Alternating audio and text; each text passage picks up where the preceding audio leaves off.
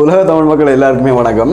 கொஞ்ச நாளுக்கு முதல் கேம்பஸுக்கு போயிருந்தேன். இப்போ எங்களுக்கு ஸ்ட்ரைக் நடக்குது. அப்போ கேம்பஸுக்கு போயிருந்தேன். இப்போ கேம்பஸுக்கு போயிருக்கீங்கள பொடிகள் எல்லாமே இருந்து கதைக்கல பார்த்து கேட்குறேன், மச்சாண்டே அடுத்த முறை ஆடுறாப்பா நமக்கு ஜனாதிபதியாக வருவான் அப்படின்ட்டு கேட்டாப்புல அவன் சொன்னான், மச்சாண்டே சில வேளை அனுர வந்தாலும் வந்துடுவான்டா அப்படின்னு சொன்னான். எனக்கு இன்னும் சொல்கிறது அப்படின்ட்டே தெரியல. சரி, ஓகே, அவன் அப்படி சொல்லிட்டான் தானே.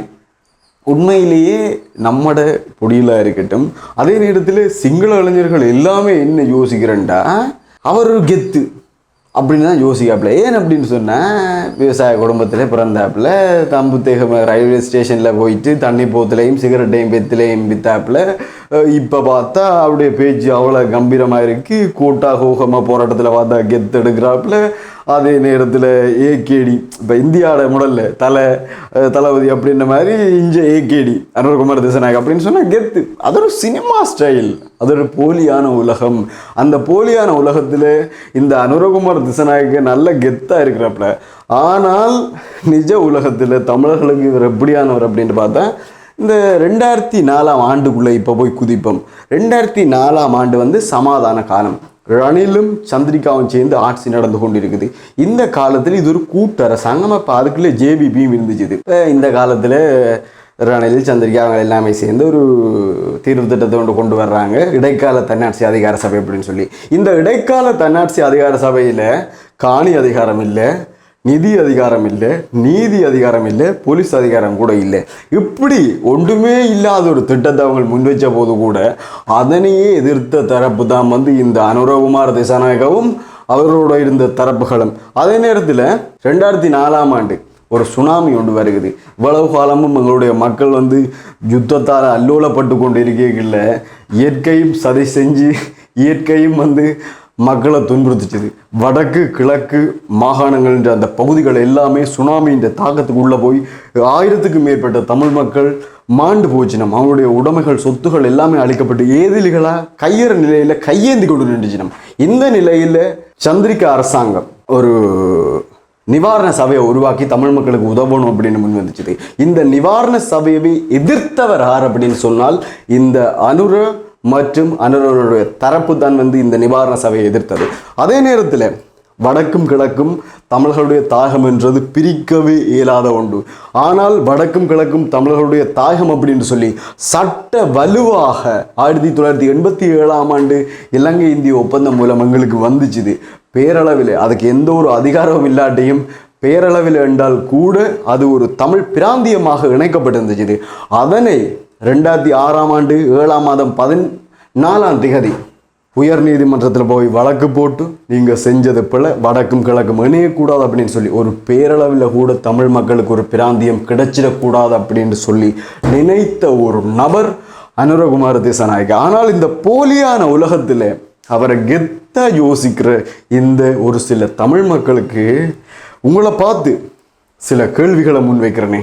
சஜித் 13+ என்றாப்புல, மஹிந்த 13+ என்றாப்புல, அனுரகுமார் திசாநாயக்கிட்ட போய் இப்போ கேட்டோம்டா அவர் தீர்வு திட்டமா, தமிழர்களுக்குரிய தீர்வு திட்டமா என்னத்தை முன்வைக்கிறாருண்டா அதிகார பரவலாக்கம் அப்படின்னு சொல்றாப்புல.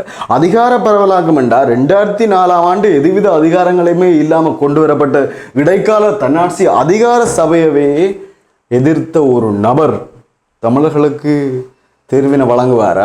அதே நேரத்தில் இந்த ஒன்றாக இருந்த 1987 ஆண்டு ஒப்பந்தம் மூலம் ஒன்றாக்கப்பட்ட வடக்கையும் கிழக்கையும் பிரித்த பெருமைக்குரிய நபர் தமிழர்களுக்கு தீர்வு திட்டத்தை முன்வைக்கிறதுக்காக வேண்டி அதிகார பரவலாக்கத்தை செய்வாரண்டே தமிழ் மக்கள் நம்புறீங்களா? இலங்கையில் அந்த காலத்தை பார்த்தோம்டா இலங்கையினுடைய இராணுவ வலிச்சமலை என்பது எல்லாமே இருந்துச்சு.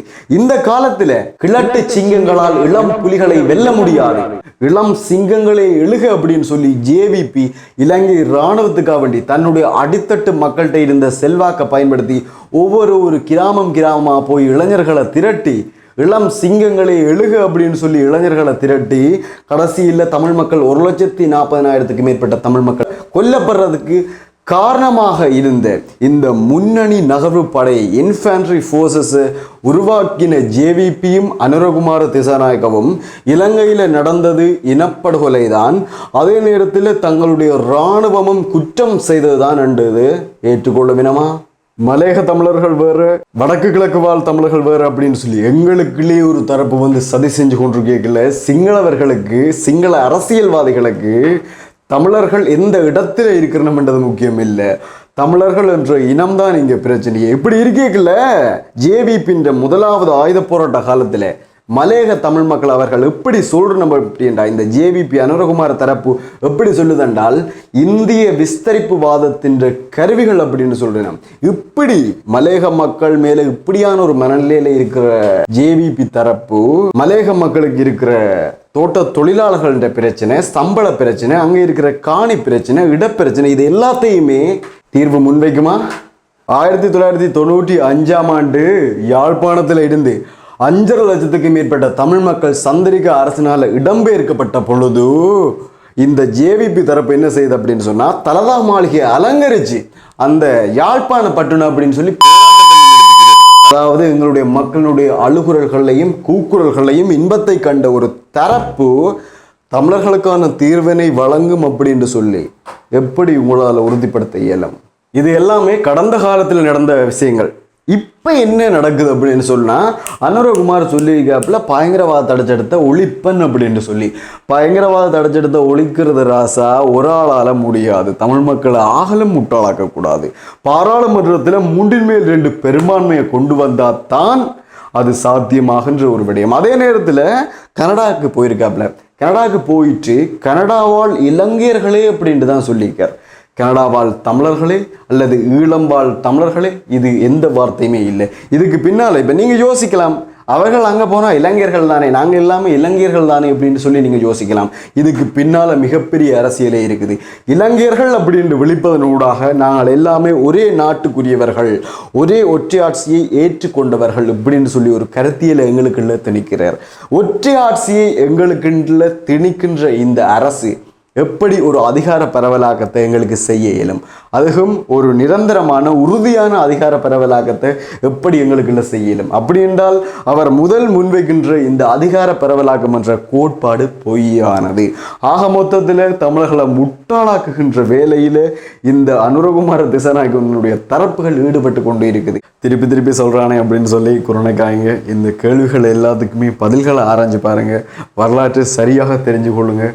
என்ன அப்படின்னு சொன்னால், இந்த சினிமா போலி உலகத்தில் அனுரகுமார் திசாநாயக கெத்தா தோன்றலாம். இப்போ இருக்கிற அரசியல்வாதிகள் சந்திரிகா, மைத்திரி, ரணில், நாமல், பசில் எல்லாமே ஒரு அரசியல்வாதிகளாக இருக்கீங்கள. இந்தியாவில் ஒருத்தர் கம்யூனிசவாதி அப்படின்னு சொல்லி, அதாவது சமூக நீதிக்கு பின்னால் பதுங்கி கொண்டு இனவாதத்தை முன்வைக்கின்ற ஒரு தரப்பாக இருக்கின்றார்.